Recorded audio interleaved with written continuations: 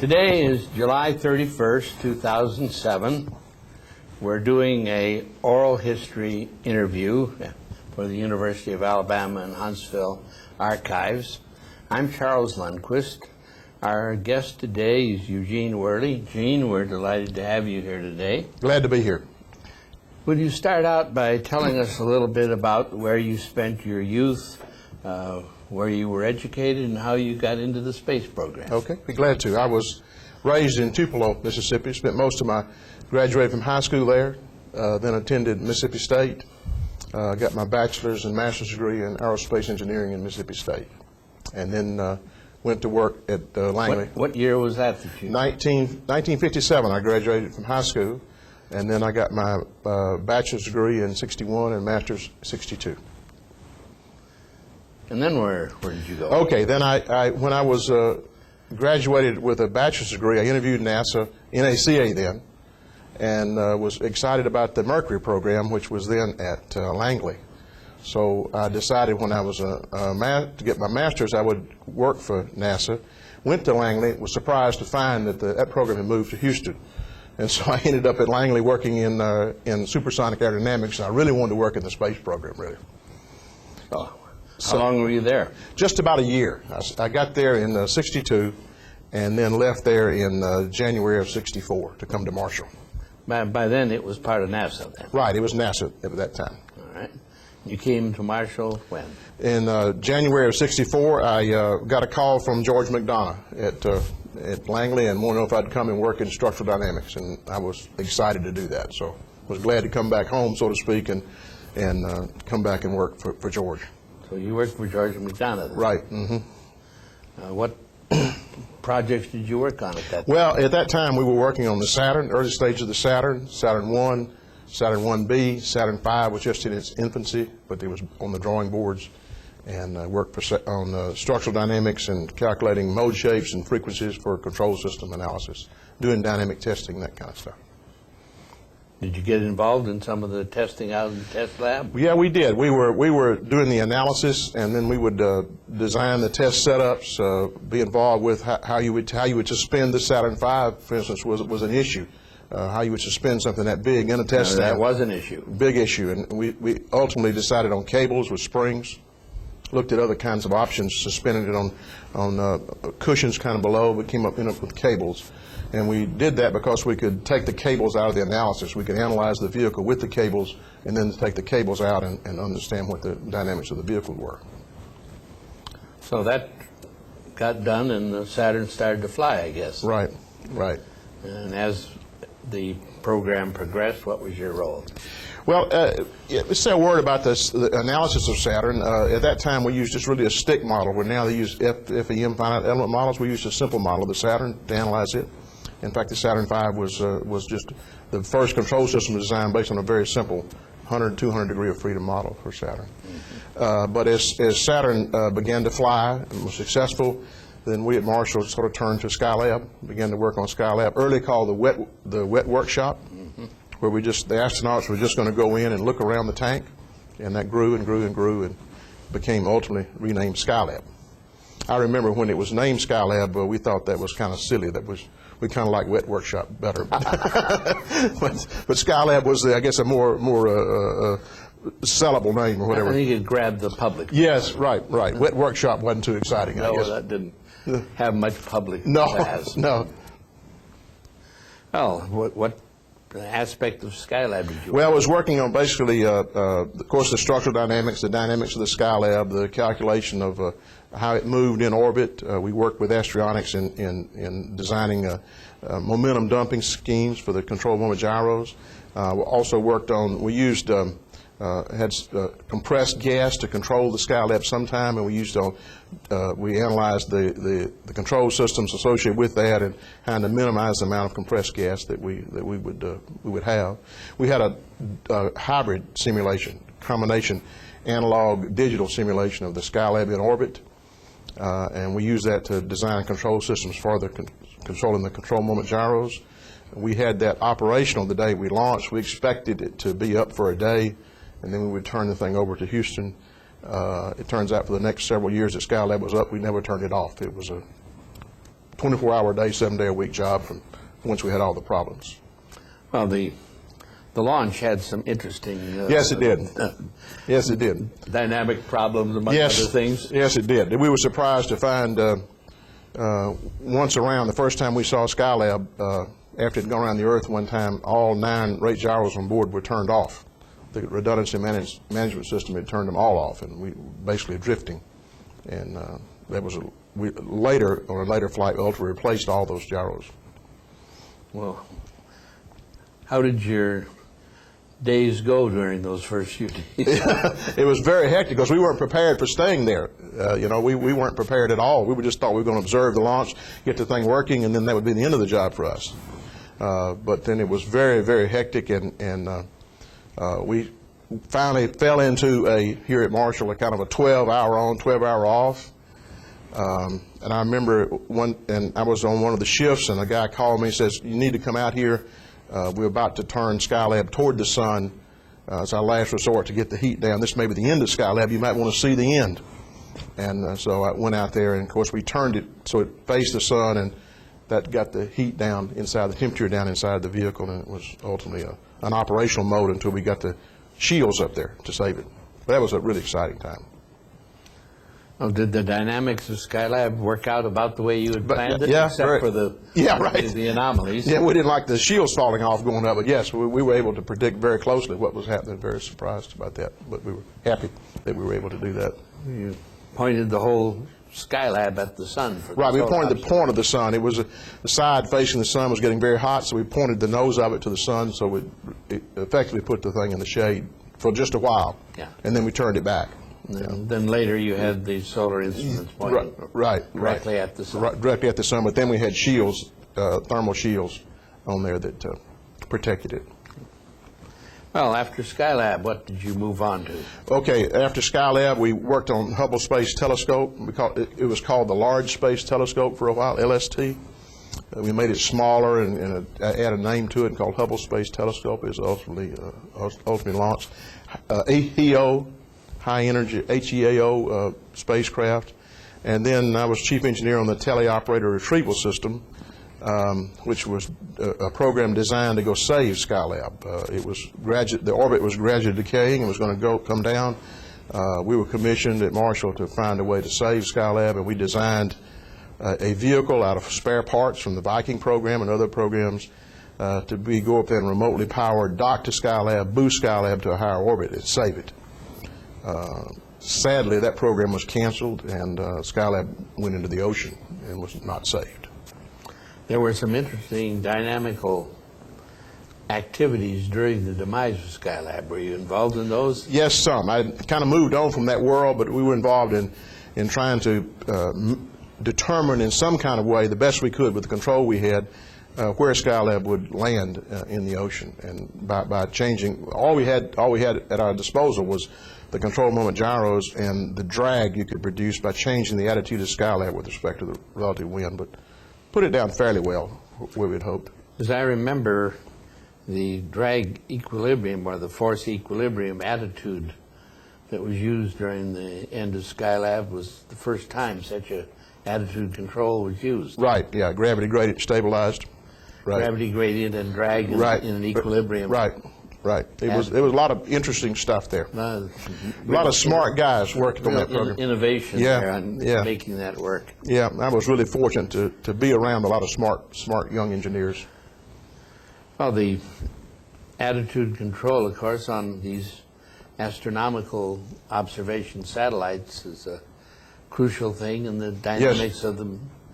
Any particular aspects of that were interesting that's worth recording? Well, I think the thing that I would say was interesting to me was in my early training working for Helmut Horn and Dr. Geisler, they demanded, and they were very gentlemanly, but they demanded that you understand what you were doing. They didn't take just... That's a good idea. Yeah, right. Just don't believe what the computer says. In fact, we didn't have computers at the beginning, but truly understand what the process was, and not just believe the numbers coming out of the computer. So that training really helped us a lot as we tried to understand different things that we had never thought about before. And I'm really thankful for them for what they taught me as a young engineer to be a to be careful and think about what I was doing. Were there any surprises that came out of the various observatories from a structural or attitude control or control aspect? Surprises. We always felt like we'd analyzed the thing well to start off with. I think one thing we were surprised about was in Skylab, to some degree, was how accurately we were able to mathematically predict what was going to happen. And that was somewhat of a surprise, as we never flown anything like that. To be able to predict accurately was an interesting surprise, I think. Wasn't there some kind of an initial vibrational problem or oscillation problem on the Hubble telescope? Yeah, there was. I don't remember exactly what that was about. In the Saturn, though, I can remember some surprises there, where we found early on the effect of fluids. We were surprised that the fluids in the tank were as important as they were. Also, I was surprised to find you could analyze something as complex as a fluid motion very simply. A person called Helmut Bauer came up with a mechanical analogy of fluids sloshing in a tank that we could deal with mathematically, and that was interesting that you could do that. Well, after the EOs and the Hubbles, what did you move on to next? Began to move on to more advanced projects, looking at the space station. We were, before the shuttle time, we were looking at actively going to Mars. And if left alone, we would have gone to Mars.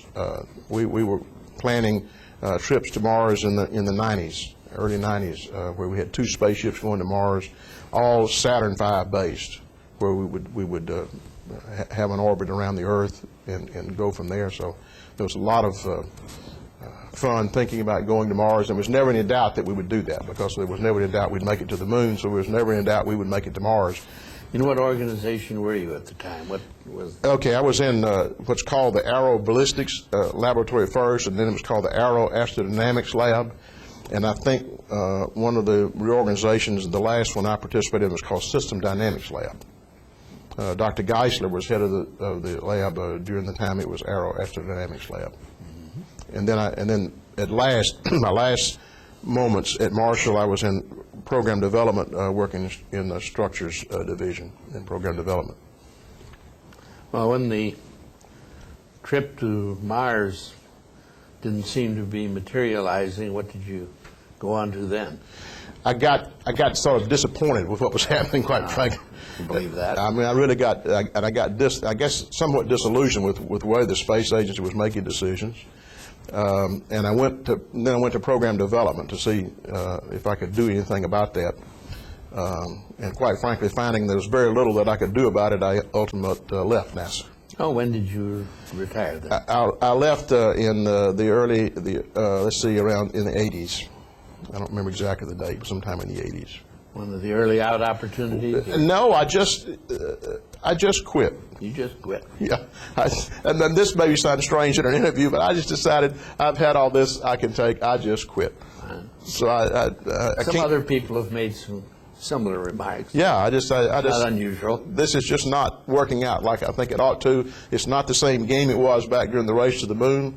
There are better things I can do. I've just quit. Okay. Well, where did your career take you then? Well, I got up with a good friend of mine, Sherm Seltzer. Right. I think you know Sherm. Yeah. Is he still around? Absolutely he is. He's a good guy. We need to get him in. Yeah, you do. He's farming out in Hurricane Valley. Has a big cattle farm. But he and I got together and decided we would just form a company. So he and I formed a control dynamics company. We called it Control Dynamics because we were working on controls and dynamics. And we began to be a contractor basically to the Army.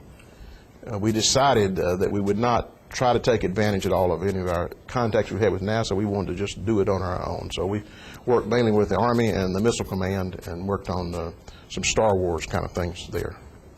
And turned out to be a relatively successful company. How different was it from working on space problems? There was, I think there was less political. There was less political game. At that time, there was more interest in trying to get to the answer.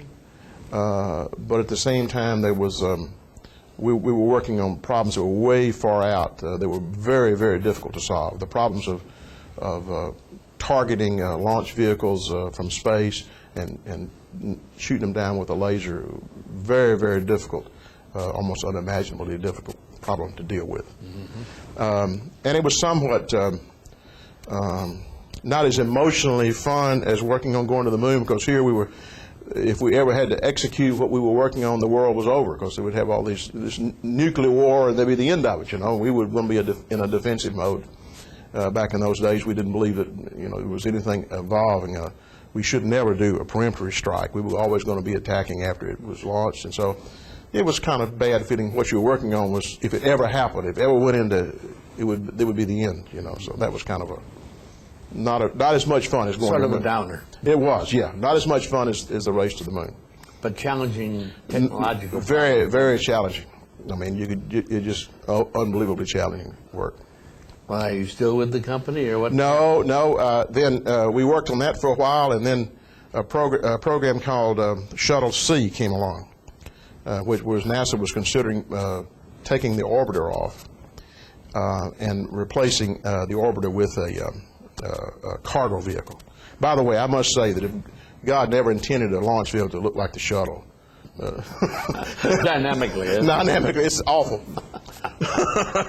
so anyway, that's an aside. Anyway, the Shuttle See came along, and there were 3 contractors, and I was contacted by USBI, UTC USBI at that time, to be the chief engineer for their endeavors in that. So I worked on Shuttle See for some time, and then that program was ultimately canceled for some reason. I'm not exactly sure why. Would it have been a good vehicle? It was a good vehicle. You did not have all the dead weight of the that's a bad term, I guess, all the weight of having to carry a crew along, and all the life support systems and everything that the crew be required of a crew. So you could then take that and actually put a whole lot more cargo up. And then, of course, you didn't have the risk of putting a man there. A man was just riding as a passenger, but on Shuttle See, you could put up cargo, real stuff up, and it seemed to make sense. It seemed like it was a vehicle that made sense, but for whatever reason, it was canceled. When the program was canceled, then I stayed on at USBI and transferred to USBI as an employee. I see. And then I was, for a short time there, I was chief engineer of the solid rocket boosters. And then I moved with USBI to the Cape. When all of USBI's engineers were transferred to the Cape, I went there with my wife. We went there. We thought dynamite would take to get us out of Huntsville, but we decided to go and sort of one last fling. So we went 3 years at the Cape. I was sort of a chief scientist. They called me Grand Poobah at USBI, and I just had a ball. An Indian term. Yeah, right. Right. I just had a ball there working at the Cape with a bunch of young engineers and providing what knowledge that I had. What years were those?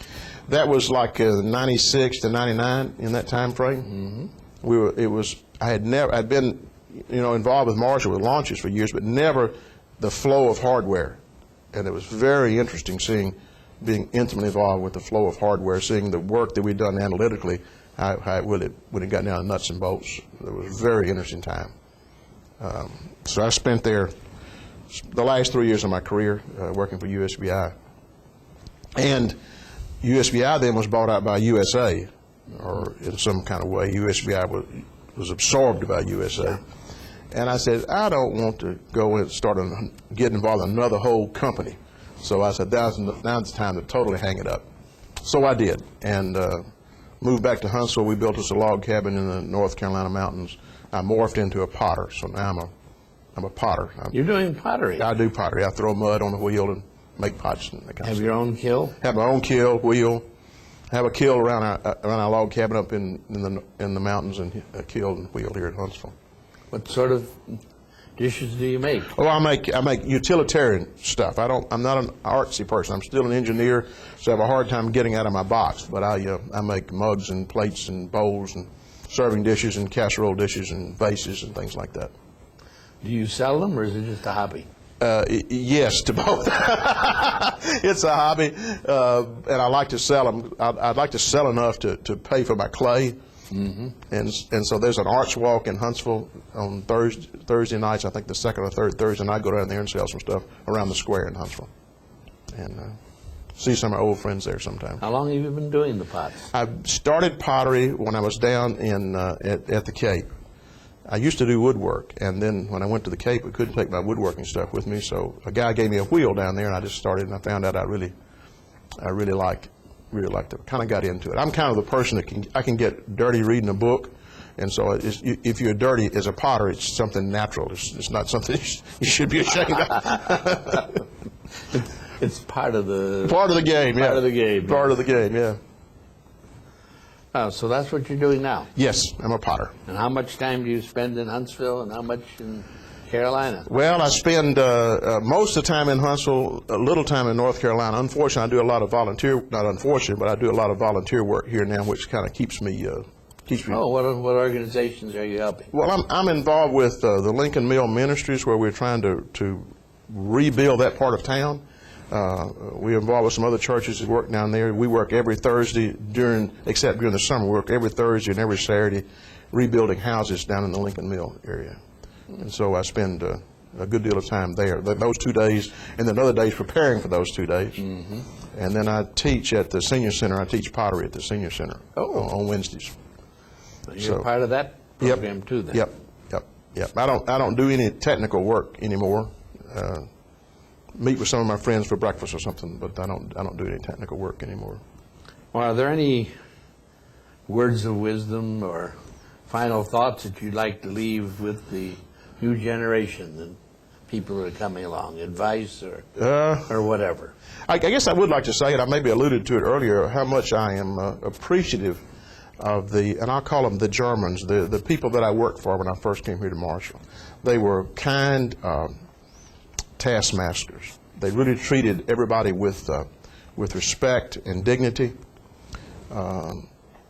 They expected the best out of you. They weren't easy people to work for in the sense that you could not slough off. But they treated you with respect, dignity, and demanded that you put your 100% forward, and expected you to do that. And I think that training in my career was helped me throughout the whole thing. And like I alluded to earlier, also they taught you to understand what you were doing. Don't come in here. I remember I went in Mr. Horn's office, and do not come in here telling me something that you don't understand down in your soul. Don't tell me what the numbers tell me. Tell me what this really means physically. And I think now I see with the engineers I work with a lot, used to work with, they put a bunch of numbers in a computer, and a bunch of numbers come out, and they really don't have any idea, whether the numbers are right or wrong. They've got to be right. It's sort of a sad commentary, isn't it? It is. It is. We were trained to started work with a slide rule, had to work with a slide rule. So to work with a slide rule, you have to know what the answer is before you have to know where the decimal point is. And so that teaches you to learn. Now, I don't guess engineers know what a slide rule is or have any idea. Not many of them, the modern ones, have used the slide rule. So my advice to engineers nowadays would, if you're running a problem or trying to do an analysis, make a bet with yourself that you know what the answer is. Say, I think the answer is going to be this. And when it's not that, then either you don't know and you need to change how you know, or you've made a mistake somewhere. Either way, you'll be better off. During your career, you worked with a lot of people, some of them the early members of the Von Braun team and their successors. Are there any that you would particularly like to talk about or tell about, just for the historical record? Of course, I mentioned Dr. Geisler. He's gone now. Yeah. And what a fine gentleman he was. Mr. Horn, Helmut Horn, is gone. Of course, I remember Von Braun. I remember that during the Von Braun era, the different labs had to submit weekly notes to Von Braun, and they had to be on one page. All the notes for our lab had to be on one page. And so it was a challenge for us.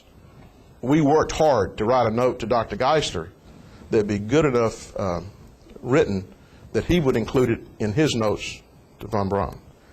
rather than have some voluminous reports, then we had to put everything down on one page. Now, I remember that it was what a thrill it was when the note came back and there was something in the margin from Von Braun where he'd actually said something about a note that I had written. Mm-hmm. And I particularly remember him one time writing about a note that I had written. Says, Ernst, Dr. Geisler, I'd like to see this in my office. So I went and made a presentation to Von Braun in his office, and I really thought that was great. And then the other thing I remember about Von Braun was when I got my PhD, I got a call from his secretary several months afterwards saying, Dr. Von Braun would like to see you in his office tomorrow. And of course, I was about 10 feet off the floor. I thought that was absolutely spectacular. And I went into his office at 9 o'clock the next day, and he'd taken the time to at least know the title of my thesis. Knew what was it? Do you remember? Let me see. Yeah, let's see. The vibration of beams with time variable length. Okay. Absolutely, basically useless piece of work. But you skipped over. Where did you get your PhD? I attended school at Stanford, but I got my degree from Alabama and Tuscaloosa. And my degree was in engineering mechanics. Mm-hmm. But he had taken the time to at least